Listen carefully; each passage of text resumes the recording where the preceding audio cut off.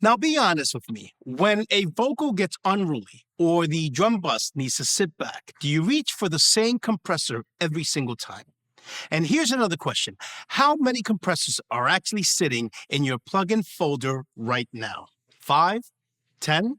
The problem most of us have is that we run into analysis paralysis, trying to figure out which compressor to reach for when we're trying to gain punch or when we're trying to tame the transients.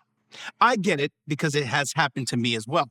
But here's what almost nobody explains. Two of the most legendary compressors ever built will do the exact opposite thing to your transients. One of them can reach out and destroy the punch of a snare in less than a thousandth of a second. The other one physically cannot touch the transient, no matter how hard you push it. I'm talking about the FET compressor, such as the 1176, and the optical compressor, like the TubeTech CL1B.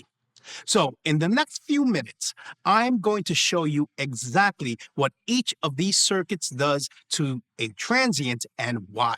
I'll prove it on dry stems so you can hear it for yourself, and then I'll show you the move the pros actually use, which isn't picking one, it's chaining both. By the end, you'll never again wonder which compressor to grab. Let's dive in.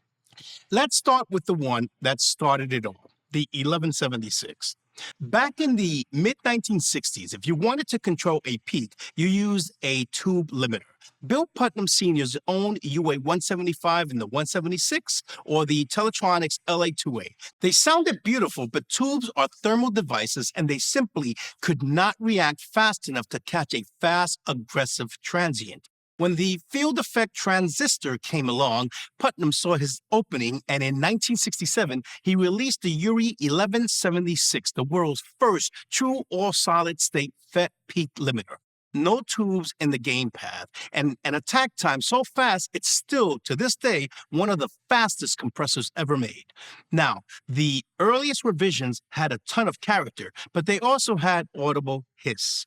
Enter Brad Plunkett, an engineer at the company who, fun fact, had earlier helped invent the wah-wah pedal. Plunkett designed a low-noise circuit. That's what the LN on the faceplate means. That kept the gain reduction FET running in its cleanest range and dropped the noise floor by around 6 decibels. To stop competitors from copying it before the patent cleared, the company literally poured black epoxy over the modification on the boards. By revision D, that low noise circuit was baked right into the main board. And the unit we're discussing here, the blackface revision E, added a switchable power transformer for stable operation on different mains voltages.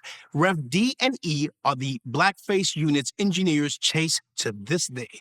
Here's the quirk that trips up everyone the first time. The attack and release knobs on the 1176 are backwards.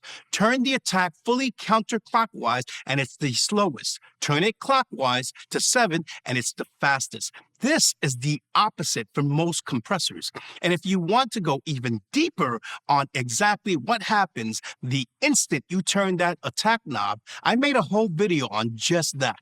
What actually happens when you turn the attack knob. Check the card in the corner and the link is in the description, and watch it right after this one. And when I say fast, I mean it. The attack ranges from about 20 to 800 microseconds. That's the whole reason this box can grab a transient at all. And it's not a museum piece. It's on records right now. Chris Lord-Alge, one of the biggest mix engineers on the planet, runs practically every lead vocal and snare he touches through the 1176 for that presence and bite no other box gives him. Now let's cross the Atlantic to Denmark for the other side of the story, the TubeTech CL1B. Its designer, John G. Peterson, trained as an engineer and spent the earlier part of 1970s as a maintenance engineer for the Danish Broadcasting Corporation, repairing gear from SSL, Studer, and Newman and falling in love with vintage tube architecture along the way. He founded his company, Lincraft, in 1977, released the first tube tech equalizer in the mid-1980s, and in 1991 delivered the compressor that made the brand famous, the CL1B, the successor to the earlier CL1A.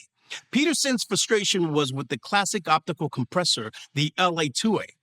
Gorgeous, but a one-trick pony. No attack control, no release control, a fixed response. So he built something radical, the smooth, program-dependent character of an optical cell combined with the fully variable all-tube audio path with real attack, release, and ratio controls. And yes, that unmistakable cobalt blue chassis is a brand signature to this day. And where the 1176 conquered rock, the CL1B quietly took over pop, R&B, and hip-hop. It became so essential that during the Michael Jackson's 1999 Paris live show preparations, a CL1B was deemed so critical to his vocal chain that Peterson personally express shipped a fresh unit straight from the Danish factory so the show could go on. Today, engineers like Leslie Brathwaite and many more treat it as a mandatory part of a modern vocal chain because it can level a rapid-fire, hyperdynamic vocal without ever choking or distorting it.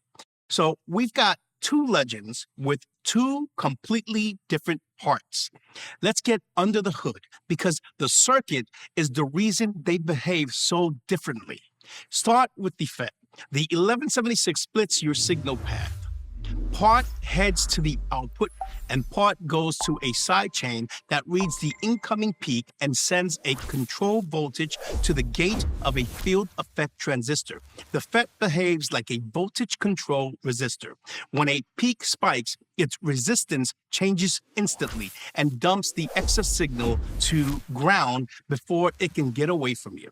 Because it's pure solid-state electron movement, no tubes warming up, no lamp glowing, it reacts almost instantly. That's your 20 to 800 microsecond attack. And when you drive it hard, the FET pushes out of its linear range and adds an aggressive, gritty, harmonic bite that helps a sound cut through a dense mix. And if you want to hear that grit pushed to the extreme, there's a famous trick for it. It's called the all buttons mode. I broke down when and why that wrong setting actually works in its own video, 1176 all buttons mode, when and why this wrong setting actually works. There's a card in the corner and a link in the description if you want to check it out after this one. Now, the optical circuit works on a completely different principle, light. Inside the CL1B, your audio drives a light source, and facing it sits a photocell. The louder the audio, the brighter the light. The brighter the light, the lower the photocell's resistance, and the more the signal turns down. But light doesn't snap on and off instantly, and photocells have a memory. Hit one with sustained brightness, and it takes longer to recover. That gives you the CL1B's signature dual-stage release, a quick initial recovery followed by a slow, gentle taper. That gain reduction itself is incredibly smooth, and because the whole audio path runs through tubes, it adds a warm, harmonic richness, that expensive-sounding sheen. And that is the whole ballgame for transients. The FET is so fast, it can clamp down on the very front edge of a transient. It can shape your punch or flatten it entirely, your choice. The optical cell is physically too slow to catch that front edge. So no matter what you do, the transient sails through and the CL1B levels the body of the sound behind it. One gives you total transient control, the other preserves the transient by design. Let me quickly show you the controls that get you there. On the 1176, you've got input and output. Input sets how hard you hit and therefore how much gain reduction you get. Output makes up the level plus those backwards attack and release knobs, the ratio buttons, which are 4, 8, 12, and 20 to 1. And on the CL1B, you get a threshold, ratio, a gain makeup, an attack, and release. You can run fixed or fully manual, much slower and gentler by nature. Notice the meter movement alone tells the story. The 1176 snaps, the CL1B eases. Before we put all this to a test, I want to tell you all about this week's freebies. But first, if you're getting some value from this video, please let me know by clicking the like button. Also, subscribe to the channel if you wish to see more videos like this one. I can't tell you how much that helps this channel grow. Don't forget to click on the notification button so you'll be alerted each time I post a new video. And if you want to learn more and go even deeper on the FET versus optical after you watch this video, I've got something for you. The topology comparison, quick reference flashcards for attack, release, and when to reach for each, plus a short quiz to lock it in. I put together a free deep dive pack. Link is in the description. So now that we've gone through all the controls and what they do, let's go through a demo. I'll play music through the 1176 and the CL1B and show you exactly how these controls affect the audio signal in real time. Watch as I adjust the parameters. I'll focus on the specific values, explain those numbers and what they mean technically, and show you why they matter for mastering this tool. This hands-on approach will give you the technical understanding you need to truly control these plugins. But before I touch a single knob, let's hear the whole thing completely dry, no compression on anything, just the raw music. I want you to lock these 8 bars into your ears first, because every move I make from here is a change against this reference. So here it is, the full loop, totally uncompressed. Yeah.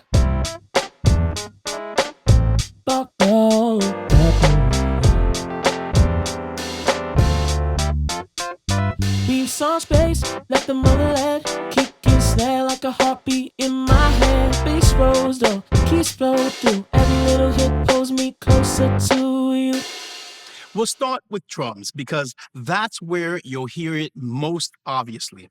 Everything you're about to hear is dry and loudness match, so you're comparing tone and transient shape, not volume.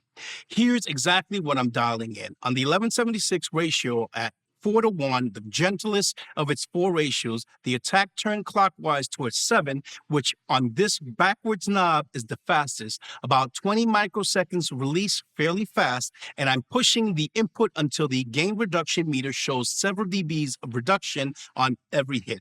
That blistering attack is the entire point. It's what lets the FET clamp on the front of the snare.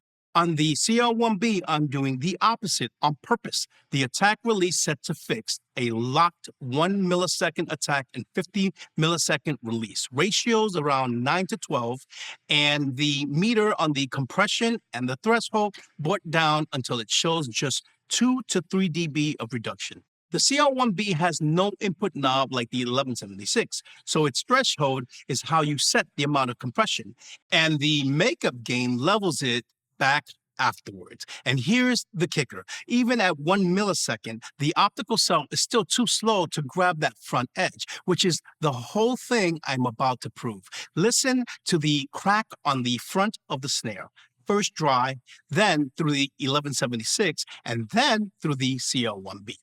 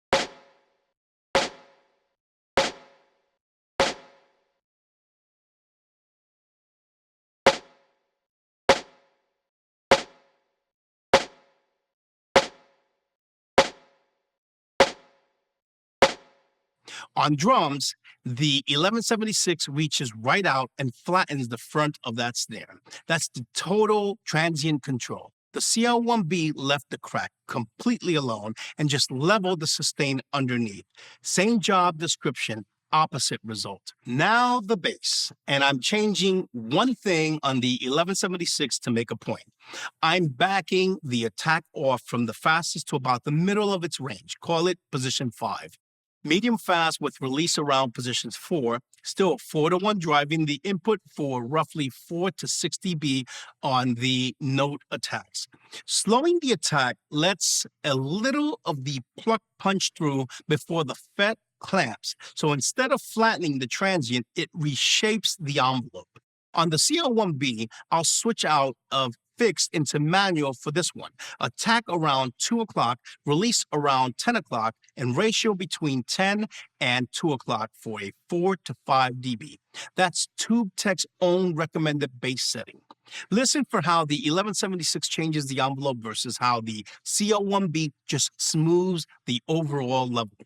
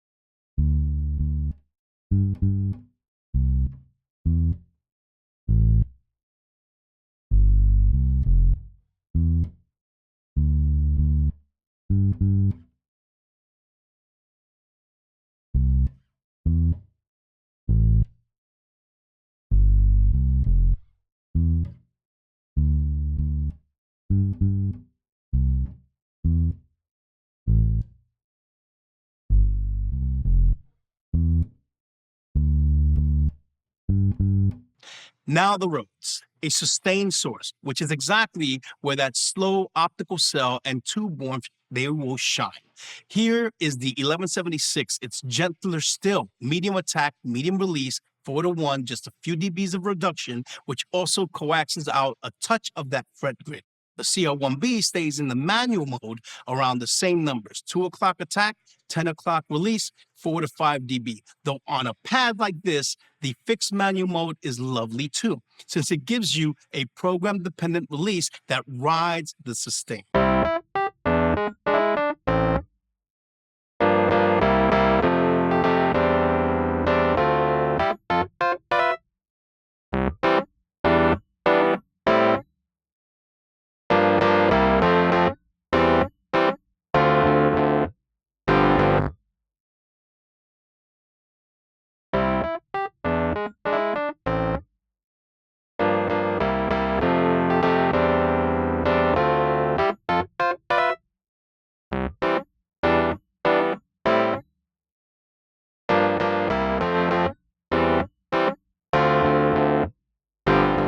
And finally, a vocal. And here's where it gets interesting.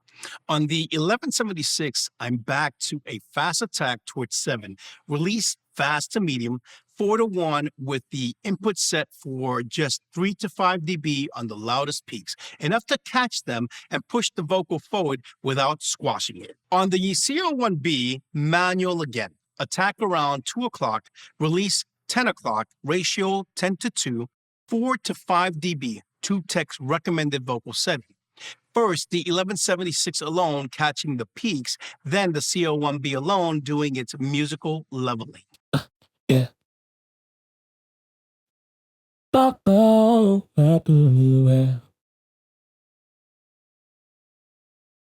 Leave some space, let the mother lead kick and snare like a heartbeat in my head. Bass rolls though, keys flow through. Every little hit pulls me closer to you. Yeah.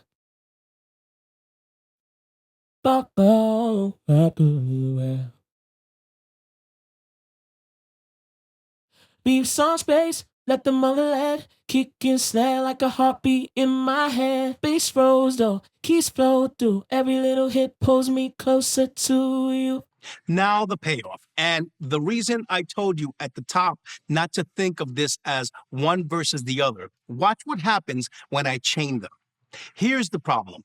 If you send a hyperdynamic modern vocal straight into the CL1B on its own, a sudden screamed word or a hard consonant flashes that light source violently.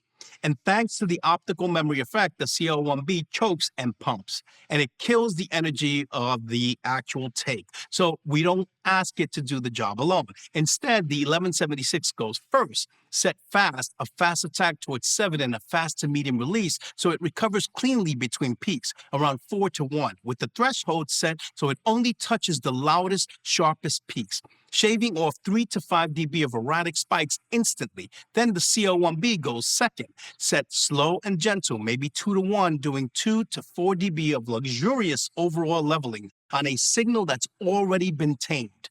Listen to the difference between the vocal into the CL1B alone versus the full chain. Yeah.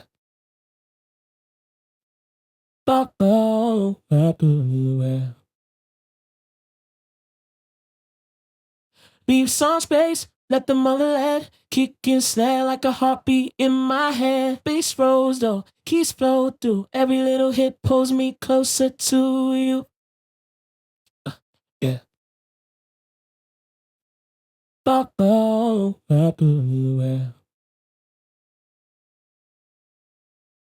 Leave some space, let the motherland kick and snare like a heartbeat in my head. Bass rolls though, keys flow through. Every little hit pulls me closer to you. That's it. The FET catches what the optical can't. The optical smooths what the FET shouldn't. And you get the mid-range punch of the one blended with the warm, expensive glow of the other. That's the actual pro move. Quick word on the modern advantages you get in the plug-in versions of these two compressors. Advantages the original hardware never had. And to be clear, this applies to both plugins equally. The UA 1176 emulation and the Softtube CL1B emulation. Both of them give you a sidechain high-pass filter, so a kick or an 808 sub doesn't trigger the compressor prematurely, but also add a mix knob for an instant parallel compression right inside the plugin. Both give you headroom controls to drive the input harder for saturation without clipping your master. And with either plugin, of course, you can run 20 instances across a drum kit or 5 across a stack of backing vocals and record the whole thing with your session. Something a $3,000 to $5,000 a channel hardware unit simply can't do. A couple of quick tips before we wrap. Reach for the 1176 when you need to change the envelope, a snare with no snap, a rock vocal jumping out of the mix. Reach for the CL1B when you need to preserve the performance and express bass line, for example, a soulful vocal and acoustic part with beautiful dynamics. And when in doubt, on a lead vocal, chain them in that order. That 1-2 punch is the single most useful thing you can take from this video. So here's the takeaway. It was never FET versus optical, good versus bad. It's about transient control. The FET 1176 gives you total command of the transient, and the optical CL1B preserves it while it levels the body. Pick the behavior your source needs, or chain both and get the best of each. Speaking of the circuit being the reason, that same idea is about to get even more interesting because it's not just compressors. Next up on the channel, we're getting into console EQ versus digital EQ. Why an analog modeled console EQ like the API Vision makes drums hit in a way a clean digital EQ just can't. The phase behavior and the musical curves doing it. If the topology of a compressor decides how it treats your transient, wait until you see what an EQ circuit does to your drums. Subscribe so you don't miss it. If this cleared things up for you, do me a favor and send it to one producer you know who owns way too many compressors and still reaches for the same one every single time. And drop a comment. Which one are you? Are you an 1176 guy or are you a CL1B guy?